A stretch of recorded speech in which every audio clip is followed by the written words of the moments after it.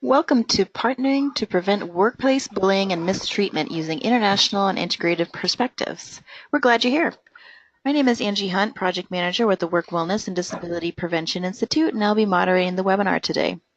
This webinar is made possible through the support of the Community Gaming Grant Program through the BC Government, as well as donations and memberships to WWDPI. We thank our program partners, the Canadian Council on Rehabilitation and Work, Education Advisory Committee, and speakers who contribute to this webinar series. While we're waiting for others to join us, I'll go over a few technical points for the webinar. You should be able to hear the presentation through your computer speakers or through the conference call line if you dialed in.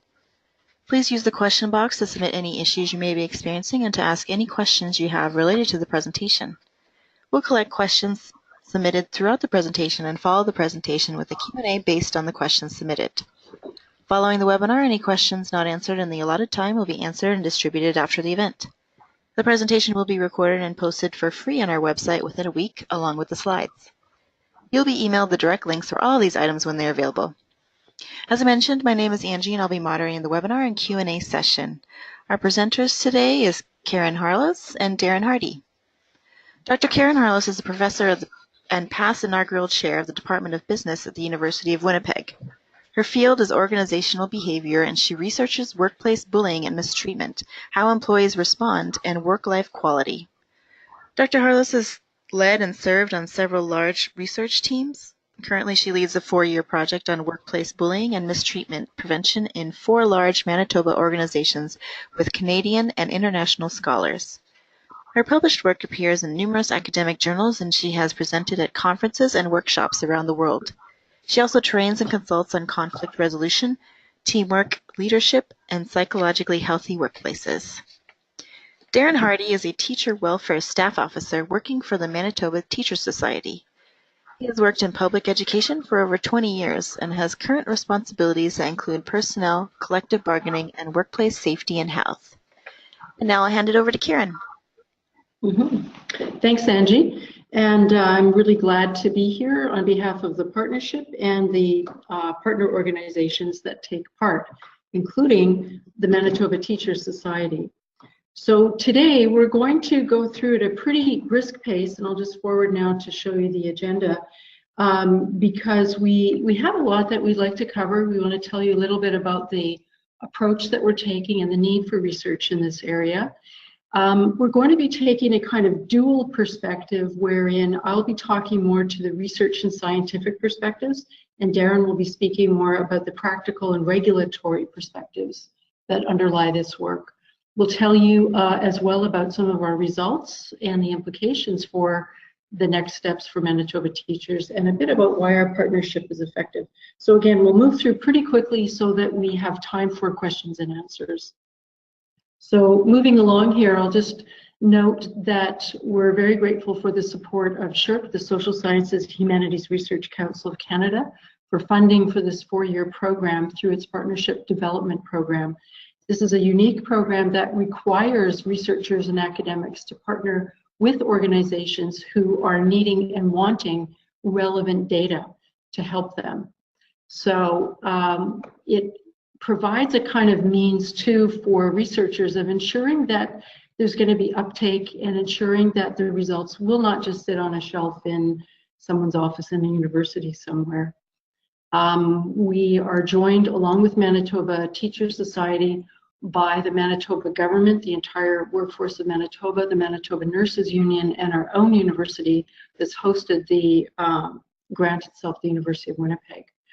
We came up with this idea in part because of the need for larger Canadian data sets around this issue. We know that the US and areas in Europe have been undertaking large-scale research on this issue for a number of years. We know as well, increasingly, there are tremendous social and economic costs to having these issues related to quality of interpersonal treatment, in particular when it moves into the severe areas of workplace bullying and mistreatment. So just to give you a very quick overview on some of those social and economic impacts, I'll speak to the economic first.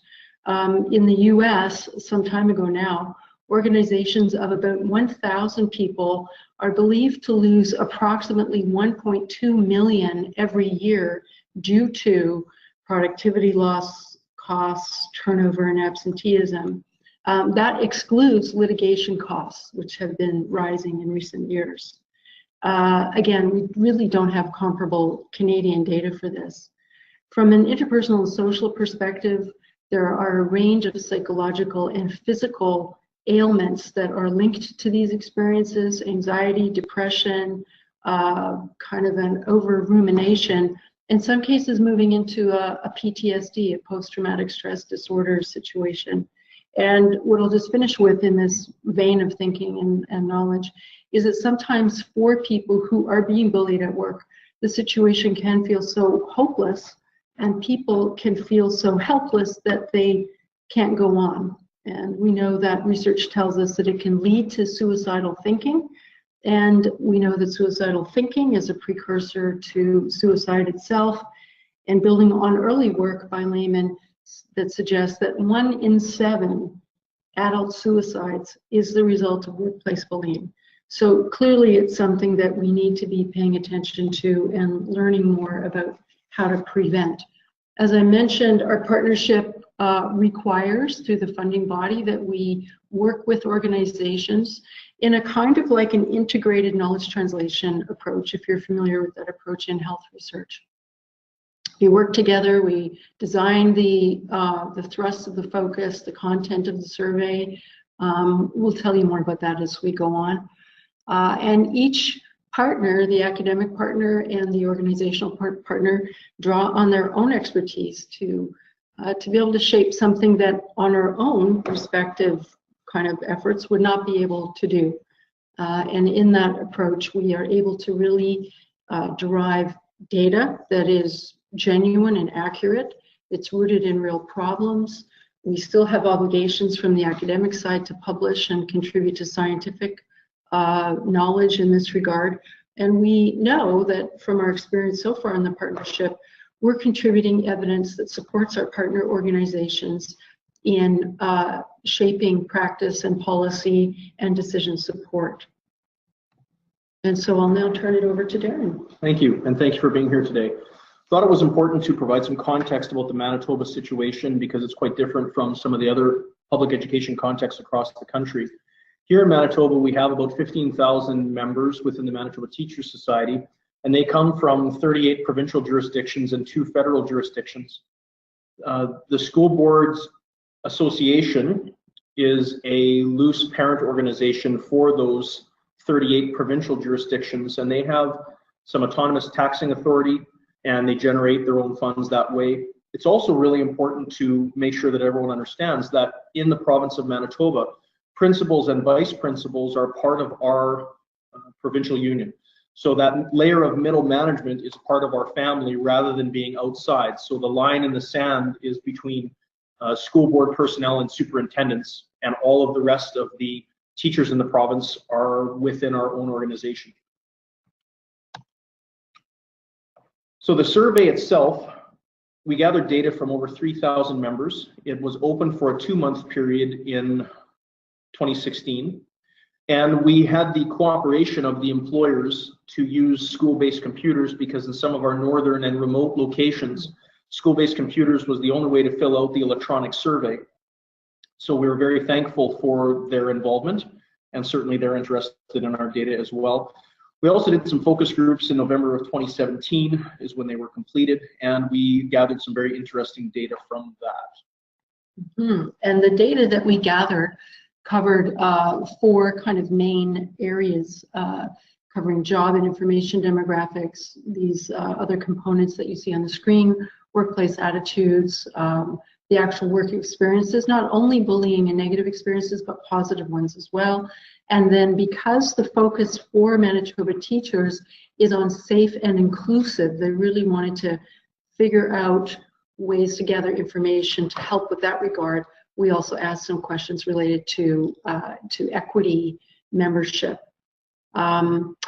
So while it sounds long, and for those who are well aware of respondent fatigue as a problem here, We are able, through the mechanism we use, the platform, to branch the survey in such a way that if certain experiences weren't relevant or certain questions just weren't appropriate, we can construct the survey in such a way that we skip over all that content. So what we find is that in designing these surveys, the average length of time varies quite a lot because it depends on participants' backgrounds and their experiences. But again, we try to make it as relevant as possible for them to allow them to skip over that. In this process, we worked very, very closely with MTS for quite a long time to ensure that the content was relevant and that it addressed the needs of all stakeholders. We were able to then gather a sample of just over 3,000 from our working sample that allowed us to get a window into some baseline stats of the workforce that MTS didn't have prior to that, particularly with regard to gender, sexual, and racialized identity. We asked a number of questions as well regarding age and role and school location, disability status, and the kind of contracts that people were working under. So as we entered into this process, from a practical perspective, out in the trenches, so to speak, we knew that some of this behavior was happening, but we didn't know the extent that it was. So the data is extremely important to us because it sort of verifies what we suspected was happening. And as you can see from the slide, we have a reported rate of bullying as far as victims go of 27%. The observing rate was 39%. And in an atmosphere where there were a fairly high degree of resources being poured into student education around anti-bullying, many of our members, 68% of the respondents, reported observing bullying between students. We were surprised somewhat, at least within MTS, that we had 5% of respondents admitting to being involved in behavior that they would self-categorize as bullying. So we know we have some work to do there as well. The sources of bullying were interesting. While we had almost an even proportion coming from members, supervisors, co-workers, and other people in the organization, other stakeholders, mainly being parents and guardians. Also surprising was a 20% rate of bullying coming from students, which for many members was a huge surprise because they'd never been in that atmosphere, but obviously we've got a fairly high degree of return as far as members experiencing that behavior. Can I just interject here, Dan, because I know it'll come up as a question, is the manner in which we identified these perspectives. So we used an approach similar to what is used in Europe quite commonly, and that is to provide an accepted definition in the research literature of what bullying is, which is essentially persistent interpersonal aggression. So we provide a definition so everybody's locked on to the same understanding, the same interpretation of bullying. We used a time frame of the past 6 months. So in the past 6 months, have you experienced this? And we may get into this in the Q&A, but there were other questions that we asked with regard to negative acts that people experienced as well. So these results here that you're seeing on the screen relate to what's called self-reported victimization or self-reported observing, as the case may be. Excellent. On this slide, we've attempted to show the different types of bullying that people experience. So we've got, from the previous slide, the types of bullying, whether you're a victim, an observer, observing it, or exhibited bullying. So you can see that we've got 2% that self-identified as being exposed to all of those categories, and we've got 21% that said they hadn't experienced any of them. And then the other 3 are a mixture of those 4 at different rates. Over the next several slides, we're going to present some trends to you in terms of the types of things that people were reporting. So the types of bullying experienced here, we've separated out the victim and the observer. So you can see that, relatively speaking, similar trends. 89% verbal, 94% verbal, so a lot of verbal happening, but certainly also some physical, some sexual, some cyberbullying, and social exclusion and sexual bullying. Some of those were written in as others, not as their own independent categories. So people self-identified this is something that needs to come out as far as the survey results go. On this next slide, the negative impact on work performance, it should be commonly understood that any type of negative interaction is going to affect you at work, but certainly the trends here were quite high as far as the victim having a negative impact on their work performance. But even those that observed student-to-student bullying, it still had a negative impact on their job performance. And the other two obviously being in between. So all of these things, if you were working in an environment that had a negative atmosphere and there was bullying present, it was definitely having a negative impact on your work experience. So we identified, and through some previous work that had been done with some other studies, we knew that we had some specific othering characteristics that we wanted to have a look at. And specifically, we wanted to look at age as a characteristic, we wanted to look at gender as a characteristic, disability, and sexuality. And so from an age perspective, there were some categories that were reporting a higher degree of bullying than others. Over 50 years, we talked a lot internally about why that might be, if people are getting to near the end of their career and they've been exposed for a long period of time, or maybe that was something from a generational perspective. It's difficult to know from our results, but it was certainly interesting. And definitely the trend in gender was that women were more likely than men to be bullied. And that will certainly pop out when we talk about leadership as well. Disability definitely was one of the characteristics that it became apparent very quickly that we needed to pay a lot of attention to it from the survey results. Psychological disabilities, those sort of hidden illnesses, certainly were things that members struggled with. And while we don't know exactly what the medical diagnosis was, certainly they were self-identifying as having some psychological issues, and that these things were perhaps having an impact on the treatment that they were receiving at work. Sexual identity certainly popped out as well for us.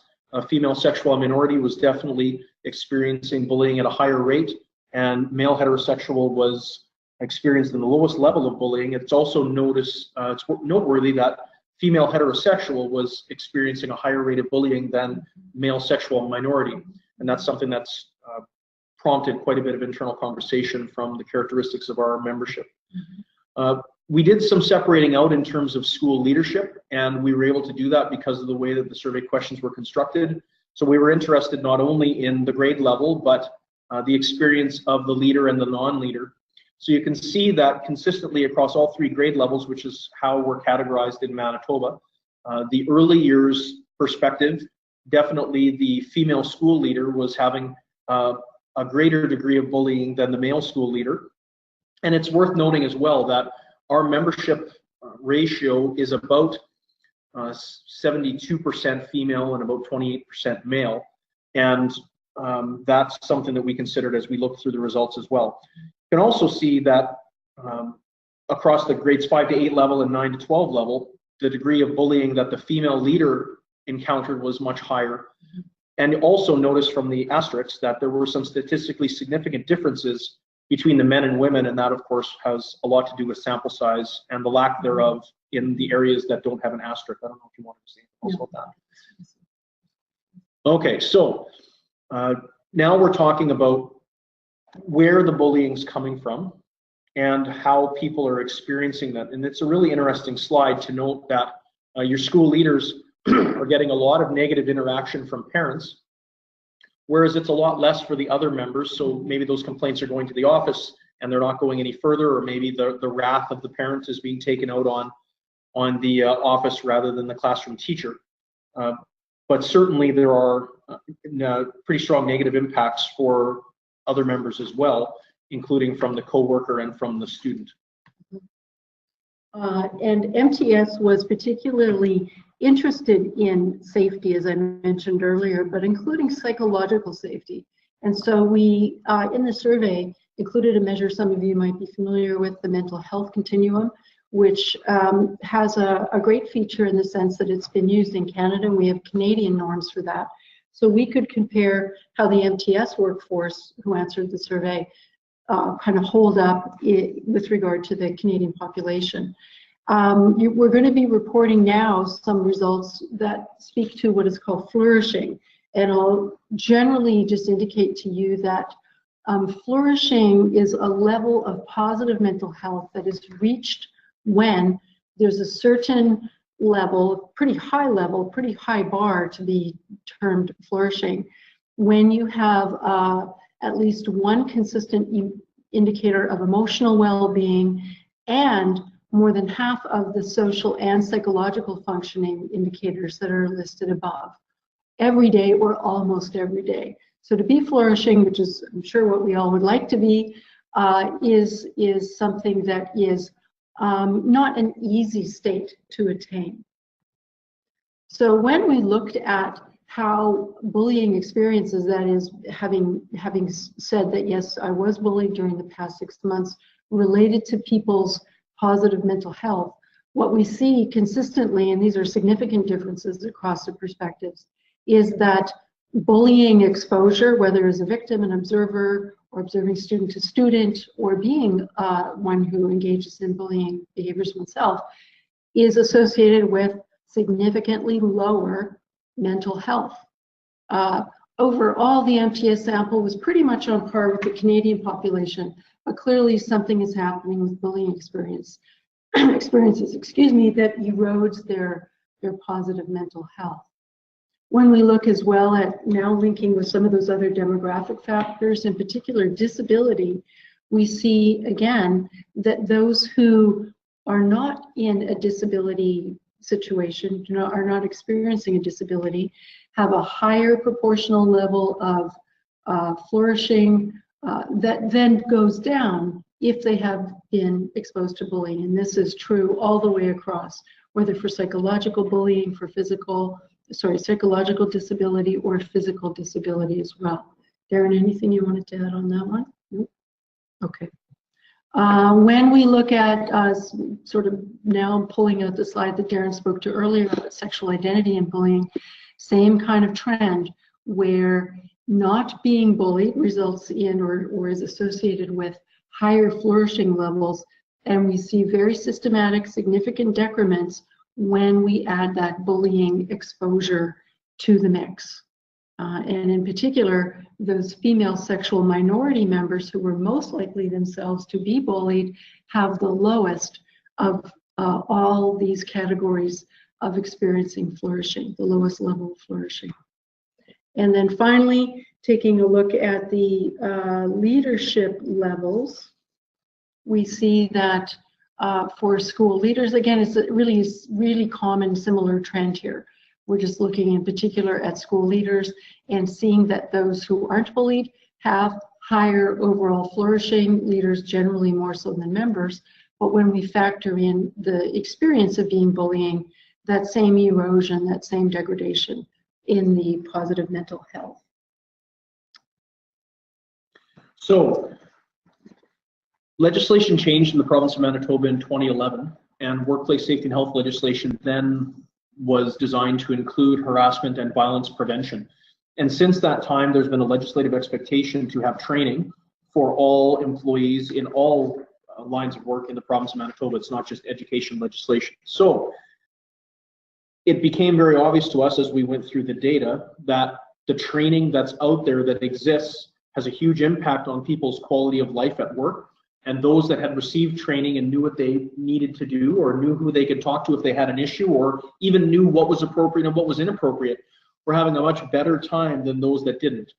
And so identifying places that don't have that training, or even drawing awareness to the fact that that factor is having a huge negative impact on workers, is something that's really important from a byproduct or an end result for us.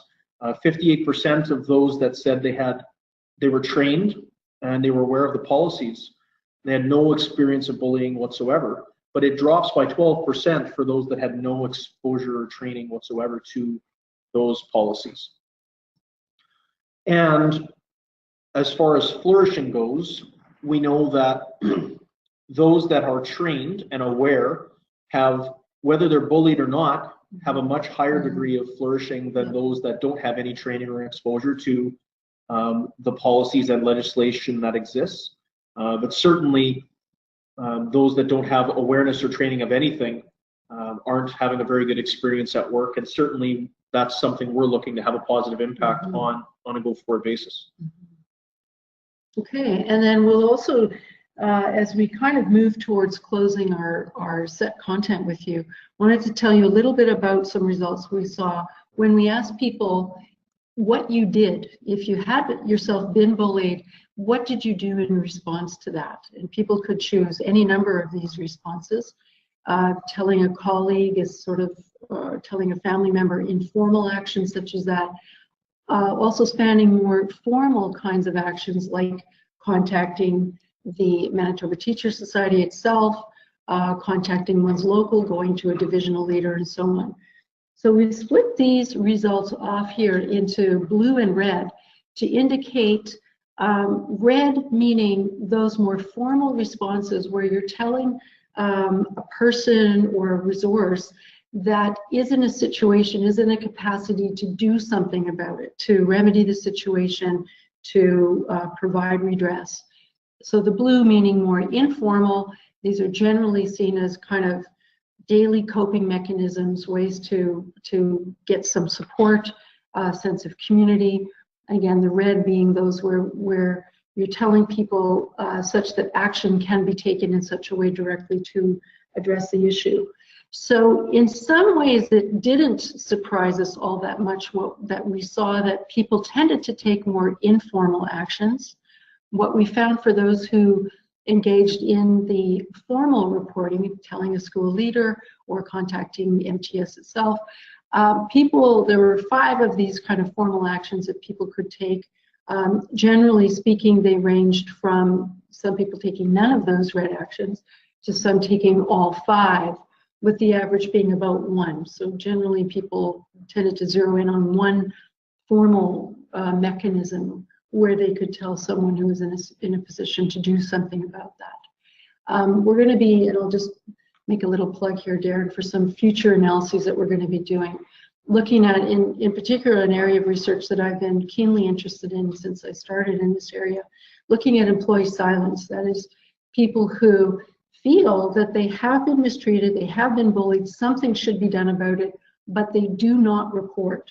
They withhold that information from those who can take positive action. So we're going to be diving more deeply into those patterns in the months to come. And it lines up 100% with what we're seeing in the field, is that members simply feel intimidated or have personal reasons for not bringing something forward, even though they know it's the right thing to do, and they understand internally that we have a professional code of conduct that would give them certain guidelines in the way that they have to treat fellow members. But it's still such an intimidating thing to do, dealing with those negative acts, bullying, mistreatment, harassment, those types of things. Right. So effective prevention, of course, then means how do we reduce those barriers to reporting to ensure that the organization knows that these problems are happening, knows the extent of these problems, knows whether certain workforce groups are more at risk than others, and what they may need in order to feel safe about approaching to report. We also looked a little bit more closely at some of the patterns with this reporting and those red actions that people took. We saw that generally speaking, reporting was more likely to happen among those members who were younger than those who were older. More likely to happen if the kind of bullying experience was physical as opposed to non-physical. Not surprisingly, more likely to be reported if it was more severe than less severe. And interestingly, speaking again about silence and the ways that people withhold and why they withhold, it's less likely to be reported using formal means when bullying has been engaged in by a supervisor than somebody else. And it's more likely to be reported in a formal way when it's been enacted, bullying has been acted by a parent rather than anybody else. So I think at that stage, Darren, we can kind of speak more broadly about now, whoops, there we are, implications for MTS. Absolutely. So what we're looking to do on a go-forward basis is figure out how to support members and also how to work with employers to improve the working situations and the morale within buildings. And we do know that we have a culture of silence, and we do know that every person has a line in the sand that theoretically has to be crossed before they'll come forward and report. And as Karen spoke about in the previous slide, there were things that obviously seemed to be trigger points for people or be things that they wouldn't tolerate, such as a more physical experience or something that came from outside the school, like from a parent body. You know, I shouldn't have to put up with that. That's beyond what I signed up to do. But yet, tolerating some of the things at work where maybe historically they were seen as, well, that's just part of the job. So raising the awareness and doing some education pieces on what you should expect to encounter at work and what is unacceptable to encounter at work. So we're working hard with our Council of School Leaders, which is an internal mechanism that we have within the Manitoba Teachers Society that represents principals and vice principals. In Manitoba, we have joint workplace safety and health committees between employers and employees. So working hard through that communication pathway to make sure that everybody's up to speed. And also there are some pieces that would naturally fit into collective bargaining and for the most part would be seen as mutually acceptable because increasing or improving employee safety and the culture of safety at the workplaces, both for the employer and the employee group. We're working really hard to share the findings with all of our members across the province so they have a better understanding of what's going on in the schools and what the general trends are and how do we work to improve the reporting mechanisms within the province. Okay, and we did, as we move now close to the completion of our portion of this talk, is we wanted to spend a minute talking about why we think our partnership is effective. We, recognize that good partnerships, effective partnerships, don't just happen. Sometimes they do, and that's wonderful. But most often, you kind of have to work it, and you need to be mindful of your own and the other party's objectives and needs and responsibilities. And so, just speaking here to the academic, what we identified for us is that these kind of core components of trust, accountability, support, negotiation, and collaboration are central. And that includes things like ensuring with our partner organizations that there's a shared commitment to protecting the survey content. It's not an instrument that is available kind of freely and for wide use. It's a customized approach that we take, as we mentioned. We have different accountabilities than MTS does. We have, of course, our university ethical accountability requirements. We've got requirements from our funder, SHRC. We have things that we negotiate with MTS around still regarding the priorities for data analysis. What do they need? What do we need to meet our obligations as well? How we can mutually achieve those goals and timelines. And we do even talk about things such as authorship when we're getting ready to present at peer review conferences and as we prepare now for getting ready to prepare for academic publications. And so again, we know that our collaborative goals and focuses are on how we produce relevant and sound evidence that's going to benefit science and benefit practice. From the MTS perspective, it's interesting how nicely things dovetailed. The academic piece was looking to accomplish certain goals, and many of our goals overlapped almost 100%. Of key importance for us from the very beginning was protecting the anonymity of the respondents, in part because it needed to be very clear to everyone involved that this wasn't going to be a tool to get certain people, to get certain superintendents, or to get certain principals. We wanted authentic data, but we wanted to make sure that we took steps that people couldn't be identified. Because in some of our rural communities, the high school physics teacher, there's only one of them in that community for many miles around, many towns around. So we took steps to make sure, both in the north, in the rural, and in metro, that individual school divisions even couldn't be identified based upon the responses. We had tremendous support from our politically elected board of trustees, our provincial executive. They believed from the very early onset that this was an extremely important process and the data would be invaluable for us to better understand what's currently happening within schools. The academic piece was so important. The acknowledgement of our timeline pressures and the things that happen during the cycle of a school year. We were able to work all of the survey things we needed to do into the organic sort of way that a school year flows and try and have the least amount of disruption for members when we were going through that process. And also understanding that the results that we were generating had some overlap or comparability with the other organizations involved in the project, so we could look at some of the things that they were experiencing and figuring out what we could learn from them. The Manitoba government employees were ahead of us in the queue, and they went before us, and they went through the survey process. We learned so much from them, and then we were able to pass some of that learning on to the Manitoba Nurses Union, who came behind us in the queue. So the interaction between the organizations was really valuable, and I think that that was one of the pleasantly positive surprises coming out of this is all of the things that we can learn from the larger data set, not just from the specific data set that comes from the MTS members. And looking forward for us as an organization and for our members, we're using this data to influence the training opportunities that we offer for our members. We're using this opportunity to interact with the employers and with government to try and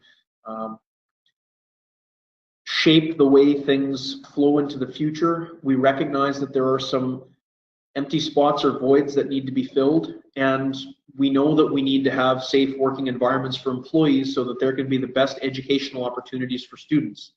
And while that's easy to say or put on paper, then it's difficult sometimes to deliver in the real world. So using this data to try and influence those positive working environments and improve morale is critically important for us. And I'll just finish too with observing that from the academic research scientific perspective, sharing that same goal of data-driven decision-making to inform practice and policy and decision is of central interest, of central concern to all of the researchers who are part of the project. I didn't mention earlier, but we have a little bit of time, so I'll just acknowledge we've got about 11 academics from across Canada, from Germany, from Denmark, from the UK, from different disciplines. So these are people who are committed to doing interdisciplinary and interinstitutional work for really the benefit of organizations and the benefit of people's working lives. So it's been a tremendous pleasure to be able to work with MTS in this regard, and we're looking forward to continuing our relationship with them. And I think that's really about all our content, Angie. Okay, we'll go into the question and answer section to our audience. If you have any questions at this time, please enter them into the question panel and go to webinar panel, and we'll ask them out loud. A few questions that came in. Great presentation. Margaret Vickers, a professor of business in Australia, has found that bullying is a reason why people with MS leave work because it increases their stress and thereafter their MS systems. In your research, did you come across people with chronic illnesses other than mental health conditions who left their jobs after bullying? That's a great question, and it also dovetails with work that the audience member probably knows about by Duncan Lewis in the UK, who was on our committee. He's just recently retired as part of our research team, identifying chronic illness as one of those markers of vulnerability to exposure to workplace bullying, and probably kind of a synergistic negative effect. That is, there are some people who are impacted more negatively than others, even if they're more vulnerable to it. So the short answer is no, we haven't in our data asked specifically about chronic illness, whether physical or psychological, and we don't have that data. I think for a Canadian data set would be very important to be able to get.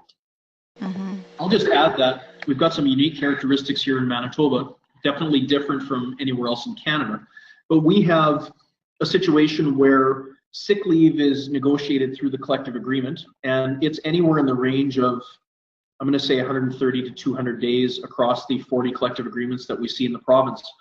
But at that point in time when sick leave is exhausted, members would either go on to short-term disability or long-term disability, which is a self-insured, self-funded, in-house program. So there's no third party involved. We run it in-house, and those members then would have access to those benefits. And the benefit level is 80% of net, basically, across short-term and long-term disability. So the ownership of that claim is not on the employer after the sick leave benefit has expired, but rather it's in-house with the Manitoba Teachers Society. Good point. And what platform did you use for your online survey? We used Qualtrics. Okay. Yeah, it's a US-based, but it's now able to be housed within generally the country.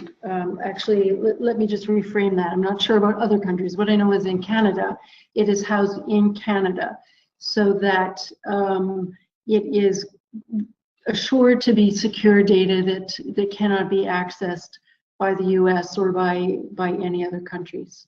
Mm-hmm. Can you explain S2S observers versus other observers? I believe that was a slide you had. Yes, thank you. We moved kind of quickly over that distinction. So here, because of our context in classrooms and in school settings, we asked people about two types of exposures to bullying. First of all, did they see bullying? Did they observe, witness bullying of their colleagues? That's the kind of traditional one that's asked when we ask about, in the research literature, about bullying, observing or bullying witnesses. But in school settings, we also were curious, and I know Darren's going to have something to add here, about exposure to witnessing or observing students bullying other students. So we use that little acronym S2S to indicate student-to-student bullying exposure. You've done such a good job, Karen. I don't have anything to add to that. Yeah.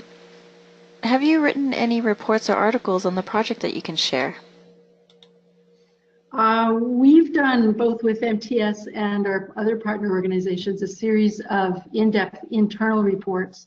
We're just moving now into the ability to the opportunity to develop articles for public release and for more academic kind of purposes that also we hope will be readable and of interest to not only just academics but academic informed practitioners and others as well. So we're not there yet, but we're getting there. Okay. Did you, in your studies, did you mean students or staff when you consider school leaders?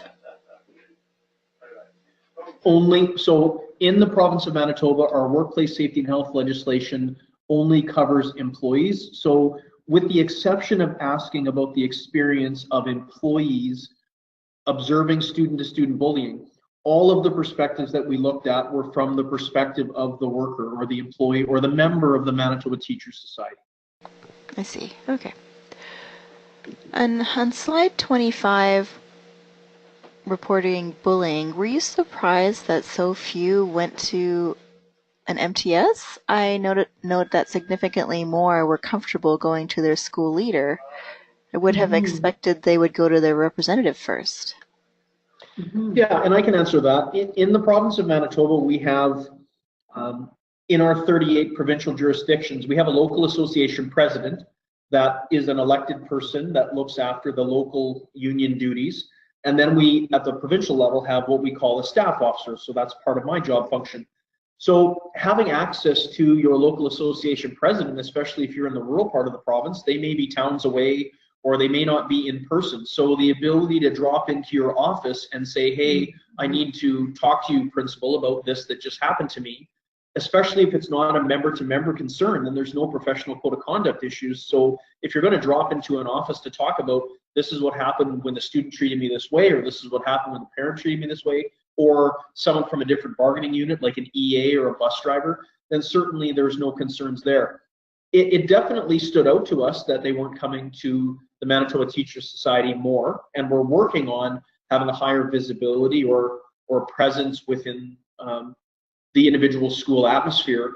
And we generally have school reps that are functioning in every building, and certainly reminding them to make sure that people understand the communication pathways that are available to them, and that phoning a staff officer is always confidential, and they would be encouraged to do so.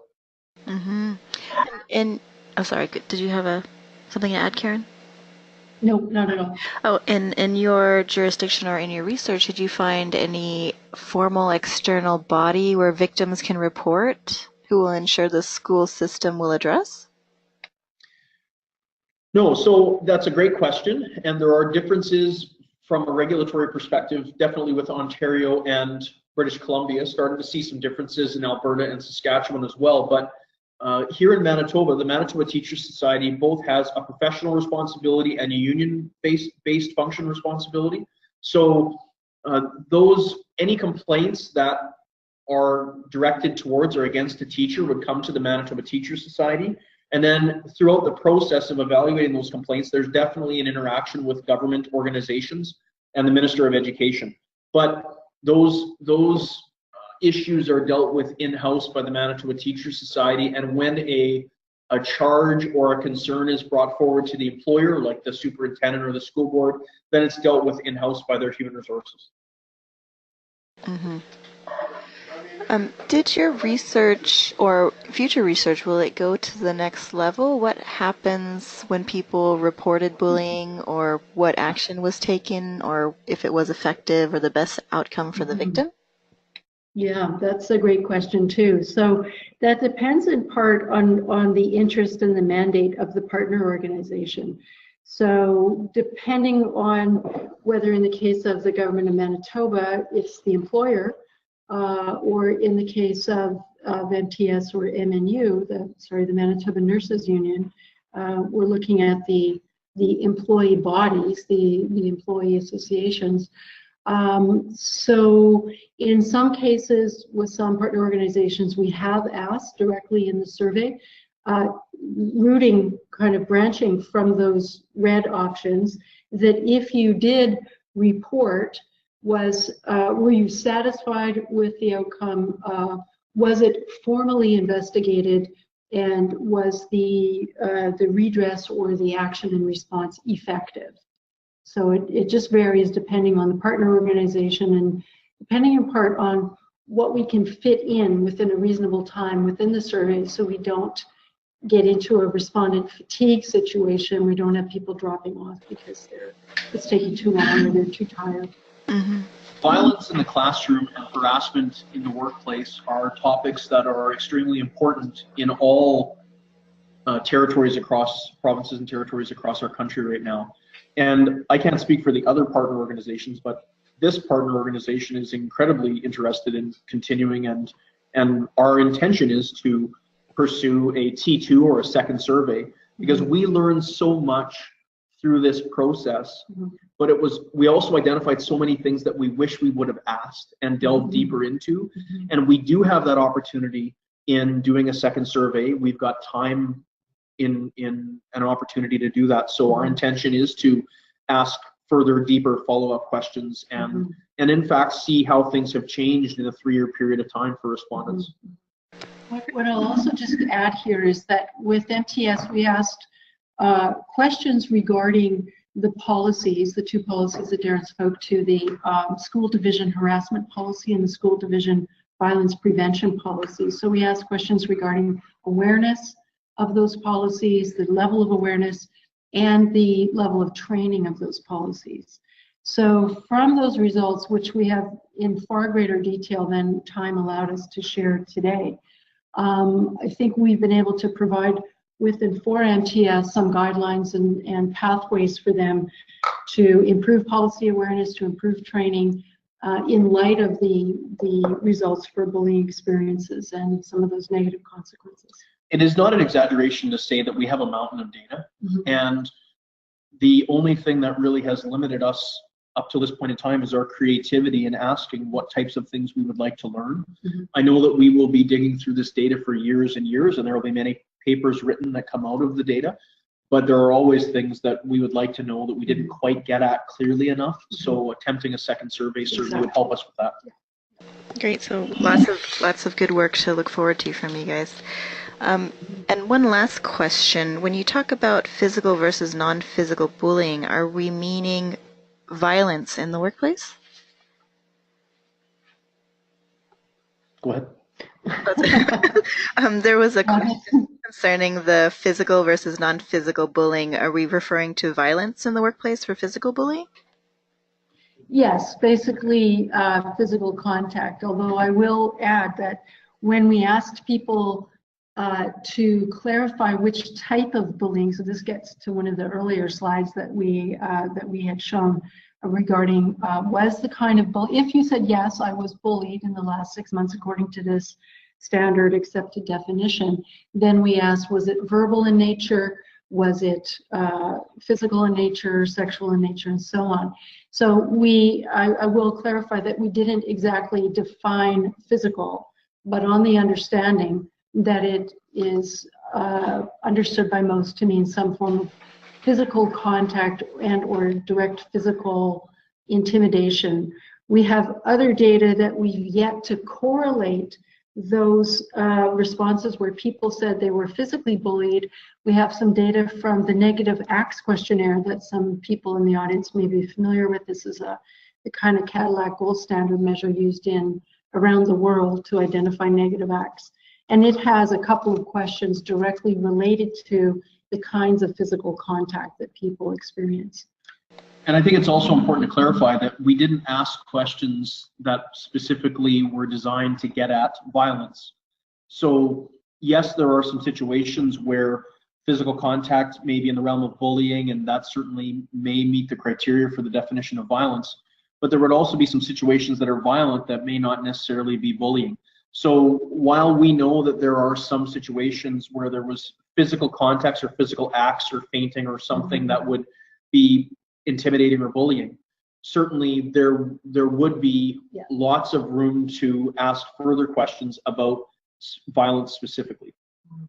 Mm-hmm.